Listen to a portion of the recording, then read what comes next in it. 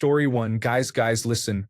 The only real solution is to date a woman so damn attractive that other men are too scared to even talk to her. Obviously, problem solved. Story 2. My mom had a really handsome and kind-hearted boyfriend when she was young. The guy wanted to marry her, but she refused.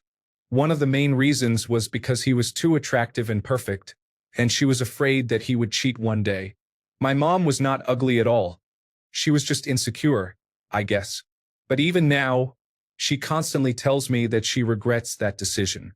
She regrets that she left the guy and married my dad, who is a jerk. So the moral of the story is, if you really love someone, just be with them. Story 3.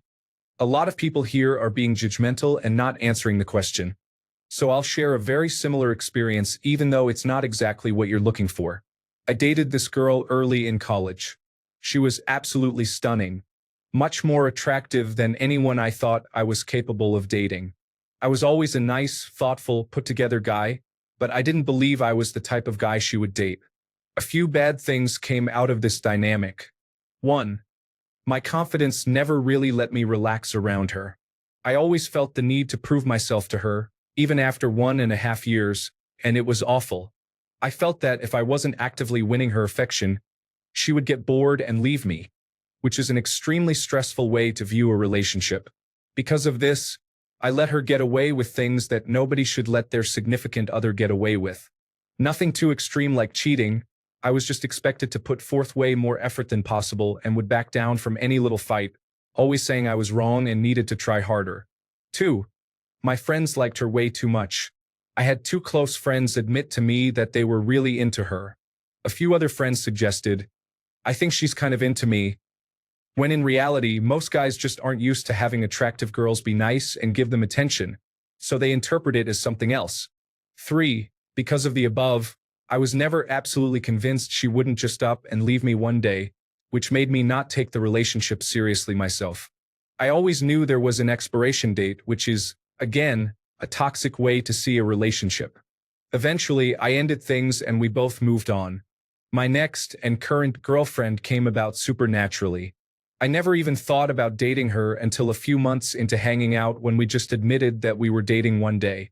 She's very pretty, but nobody would ever consider her more attractive than my ex, except me, of course. The main difference that I noticed was how I allowed myself to act in the relationship. I never treated her as this godlike figure that needed attention all the time, and because of that, she never takes advantage of me. Whenever she goes out, I don't think some random guy is going to sweep her off her feet and she'll cheat on me. I have enough confidence in myself and our relationship to know she won't leave me for some random guy at a bar. The only thing that is different and out of my control is that my male friends haven't ever expressed interest in her. However, we have been dating when people from her life express interest in her.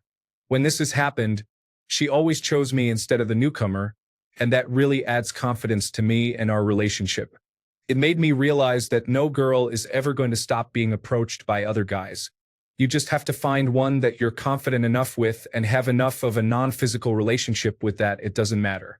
If you view your relationship as more than just sex, you'll understand that girls don't entertain every advance presented to them. In summary, I think you're going to have people trying to court your significant other in almost every relationship. The main difference is how much you allow yourself to trust your girlfriend and how your confidence allows you to act in your relationship. Any girl rated from 2 to 10 gets hit on eventually. The best way to ensure you have a lasting relationship is to make sure that your relationship is about much more than sex, but also keep a good sex life so they keep coming back. Good luck, friend. Edit. Thanks for my first gold. I would use it to buy an elephant, but apparently they don't like traveling by sea and cost a lot in computer-generated imagery money. Story 4. My first girlfriend was not that good looking. She liked male attention a lot. After that, I dated only very good-looking girls and never had the same problem. Story 5. My last girlfriend was an absolute jaw-dropper. Whenever we would go out, without a doubt if I left her side, a guy would come up and try to talk to her. She would politely brush him off. I never had a problem with it because I trusted her. We ended up breaking up because I moved for work. So no. Story 6. Nope. This is also a classic trap. assuming less attractive people are less likely to cheat. In my experience, someone's proclivity towards cheating has nothing to do with their attractiveness. I've known very attractive and less attractive people who will cheat, as well as ones that would never step out. It's my personal opinion that more attractive people are more secure and are less likely to go for that quick affirmation of a desperate encounter with some stranger. But that's probably my own personal bias. Then again, if you think someone is too attractive for you, your mind is going to have you playing yourself one way or another. Story 7. She was 2 years older than me and graduated high school while I was still a junior. I trusted her until I noticed how she acted with other guys. She ended up cheating on me 3 times. She emotionally abused me throughout the relationship, and every time I see her or she tries to talk to me, I nearly have a panic attack. Story 8. I had a girlfriend in high school whom I dated for about 4 years. She was very attractive and one of the girls that guys would want to date or just be around because she just spread happiness. It was the first time that either of us was in a relationship for the long run.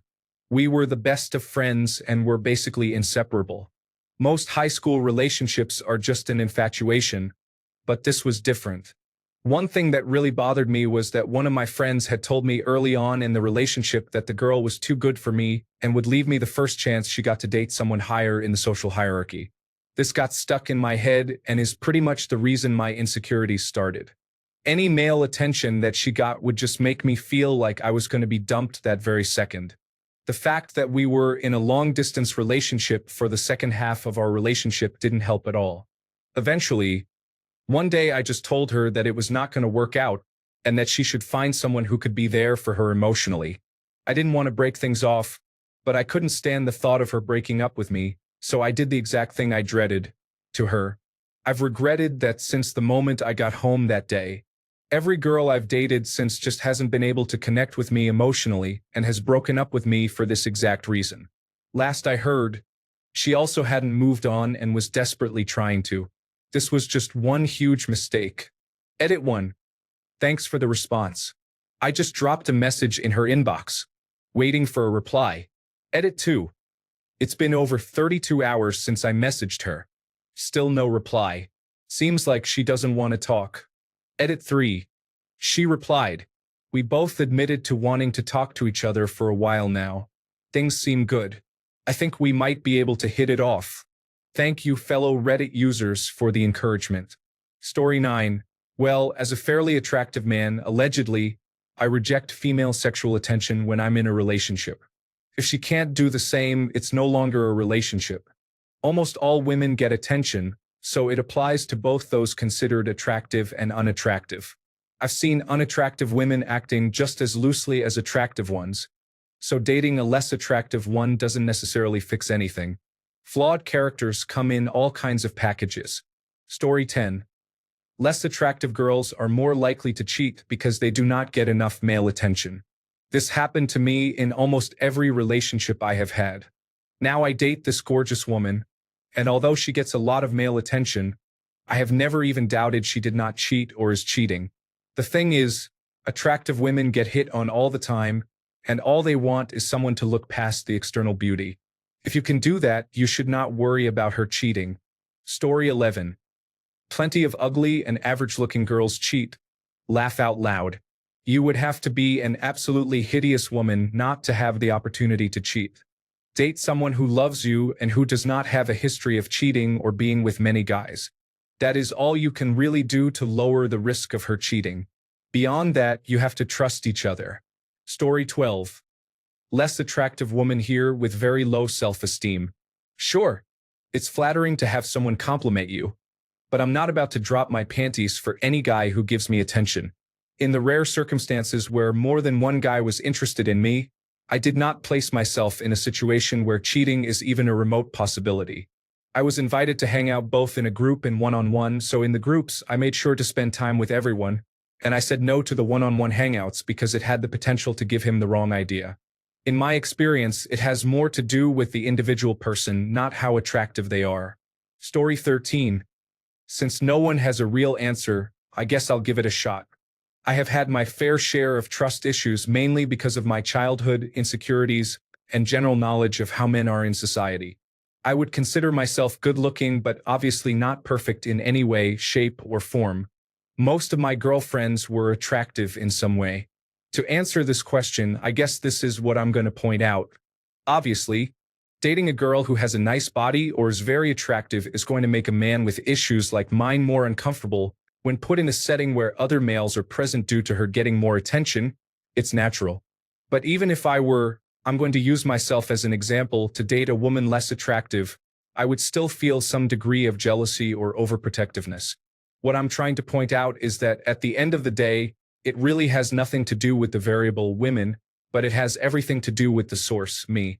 I have come a long way from being who I used to be by progressive self-improvement and self-love, and this prepares me to date anyone no matter how they look. In contrast, essentially a man who has to date a woman less attractive to feel secure will always have some degree of the same feeling. So the trick is to work on, eliminate, and be comfortable with the feeling altogether so you can date who you want and not worry so much about the attractiveness of your woman and be grateful she is the one coming back only to you. Story 14. I have done exactly this my whole life. I spent years with a clinical psychologist and I still do it. I was abandoned by my biological mother before the age of 1. I went through many foster homes, some good, some bad. I was adopted at the age of 2 or 3. My adoptive mother died of brain cancer when I was 8. Thanks for asking this question. It feels good to actually talk about this issue for once. Story 15. It wasn't just that she was too attractive for me.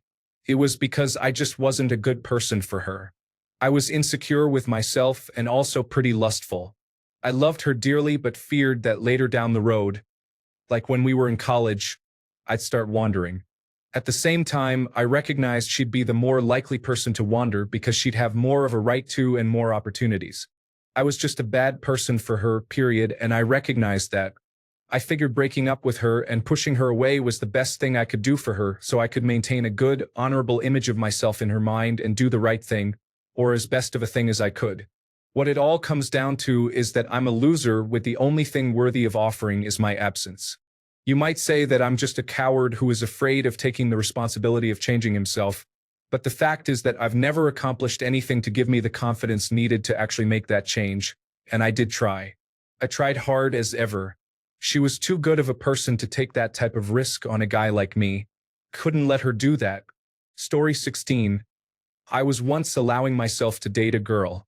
She was beautiful, funny, smart, always trying to laugh and smile, but also always seemed to want to make me do the same. We met at work, but she quit after a month or 2. She still wanted to see me outside of work, though. We would see each other a couple of times a week just to chat and hang out. This went on for about 3 or 4 months. She eventually started wanting to go places together, and I even felt like buying her things sometimes. One day, she got a new place and needed some bedding. I offered to help. She was my friend, after all. Well, after helping her pick stuff out and make the purchases, we took them back to her place. I eventually realized she wasn't just looking for new bedding.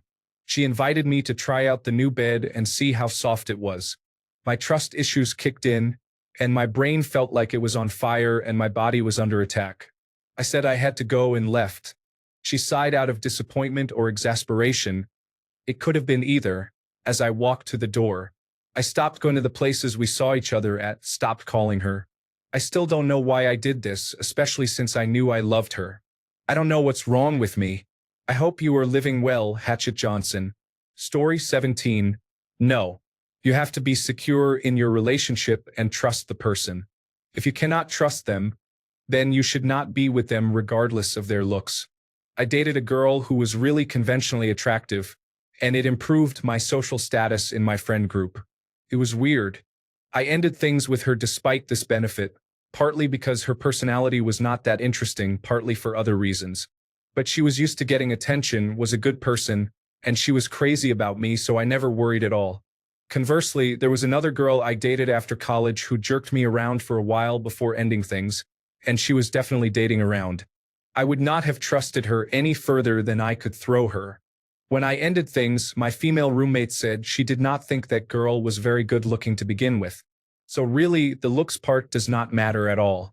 It is more about how they respect you and whether they flirt with other people or that sort of thing.